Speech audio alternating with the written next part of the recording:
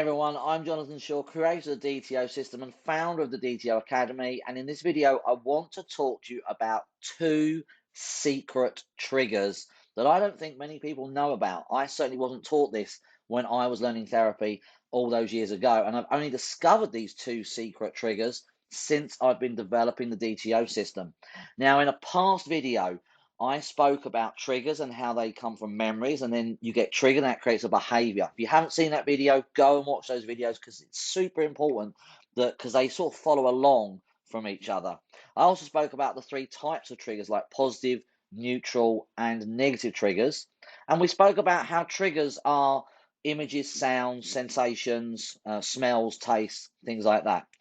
But there are two secret triggers that I don't speak about very often, but I use to help heal my clients a lot. And it's really helped me heal a lot of things in me as well. But I was never taught this when I did traditional therapy. I've only found this and discovered this since developing the DTO system. Now, the first trigger that I talk about all the time is the one external to us. Those are the ones that are outside of us, they're in our environment, it's other people, it's objects, it's situations around us that trigger us. But there are two secret ones. The first secret one is an internal trigger, which is what I call a secondary trigger. Now, I'm going to get a little bit more complex, but just bear with me. I'll keep it as simple as possible. The ones around us, the external triggers, they are our first triggers. They're the ones that trigger us first. But then, in some people, in quite a few people actually, but in some people, there is a secondary trigger. And that secondary trigger is a sensation in the body. Now, what do I mean by that? It's not an obvious trigger. It's not like pain. Physical pain in the body is an obvious trigger. Digestion, feeling your stomach digest, is an obvious trigger because you can feel it, you're aware of it. But there are very subtle sensations that happen in the body when we see, hear, taste, touch, or smell something in our environment that we sense, but we don't always catch it, i.e., we don't always become aware of it. We know often what the external trigger is, and then we have a thought and a feeling, a thought and emotion, but then in between that, there's this sensation. And the sensation could be heat, it could be squeezing, it could be pressure, it could be heavy, could be cloudy. All of these sensations are very subtle and they actually hit the body when we see or smell or taste something in our environment that trigger us. We then get this hit of sensation and then we have the thought or the emotion that bothers us. And that's why they're really subtle because they're so quick, we often don't catch it between the external trigger and the thought and emotion. But the beauty of this is that if I work with someone who's complex and has lots of external triggers, usually what's going on is they've got a handful of internal sensations that are holding all the external triggers in place. And by finding the internal sensations, you can switch things off much quicker. So how can you become aware of this? Well, it's a little bit tricky to become aware of, but the best way to do it is when you do feel triggered, is when you're in the emotion and you're in the negative thought process, just at that point, tune into your body and go, right, well, am I feeling any sensations in my body? And it will be things like heat rising, for instance. That was one of my clients recently. She could feel this heat rising. It will be things like pressure or squeezing. So we often feel pressure and squeezing in the head. It might be tension. A lot of people feel tension in the chest. Some people feel swirly feelings. Some people can feel all different types of sensations. Some people feel pinching. One of mine was a feeling like the organs or the muscles were stuck together. That was a sensation. It was like they're stuck and they couldn't move. So it can be all different types of sensations, but they're just subtle. So when you're going through the emotional response or the negative thoughts, just tune into your body and go, right, what sensation am I feeling? Where am I feeling that? And chances are that is your secondary trigger.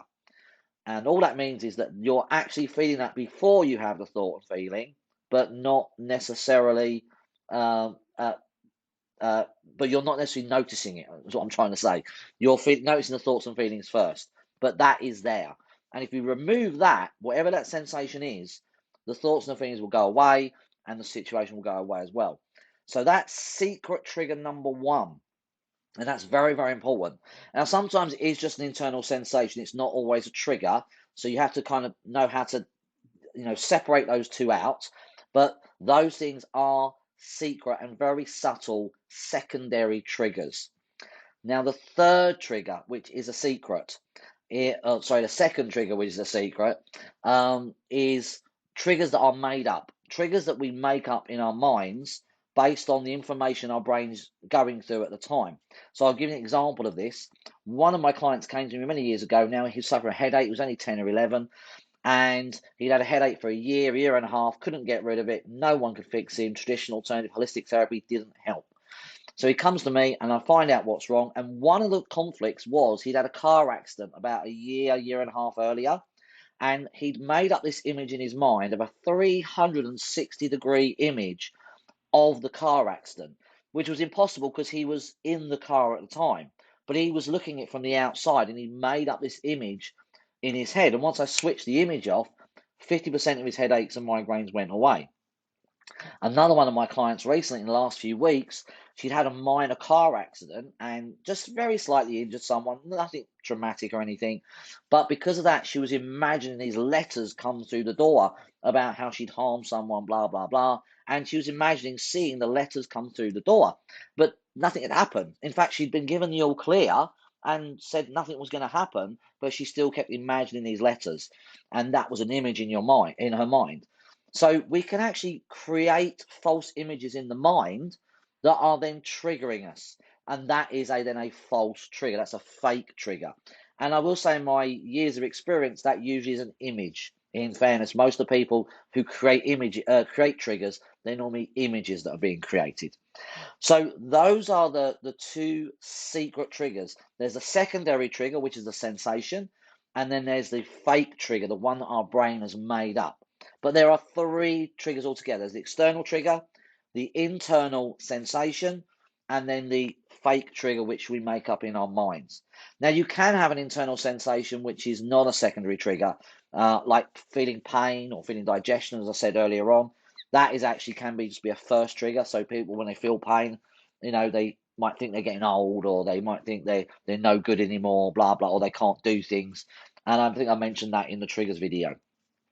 But if it's a subtle sensation, chances are that is a secondary trigger. And this is beautiful because it helps me switch off, or it will help you switch off multiple triggers at once by clearing that secondary trigger. It's just really subtle to find. And if you do have any images that you think you're making up in your mind, then the way to find that out is think of a situation that's bothering you. And when you think of that, are there any images in there? And are the images that you're seeing of something that actually happened, or an element that you've made up? And then you'll know if there's a fake image in there. And the way to find the subtle trigger, think of a situation that's bothering you and go, when I think of that, where do I feel it hit my body? When I think of that situation, where do I feel it hit me? It might be an external situation, as a problem with a friend or a relationship, or it might be a theme like feeling rejected, or feeling a lack of commitment from somebody, or feeling hurt and betrayed. When you think of that, where do you feel it hit your body? And chances are that is a secondary trigger. And if we switch that off, that situation will start to resolve. Now, sometimes people have one secondary trigger, and sometimes people have a handful, but they tend not to have hundreds like external triggers. You can have hundreds of external triggers, they can fire off all over the place. But internal triggers, the secondary trigger, there are less of those. So it's much easier to get to those and switch them off. Hope that makes sense. Hope you enjoyed that video. If you'd like to know more, then you can reach out to me at jonathan@dtosystem.com. If you'd like my help with anything, reach out to me at jonathan@dtosystem.com. Or if you'd like to learn more about DTO, then you can sign up to the DTOacademy.com for absolute free, and you can learn a 7-day free introductory training in the DTO system where I show you how to switch off some negative memories from the past. That's an introduction, so you can see how it works. You can get to experience the results yourself and see how simple it is. See how super easy DTO is.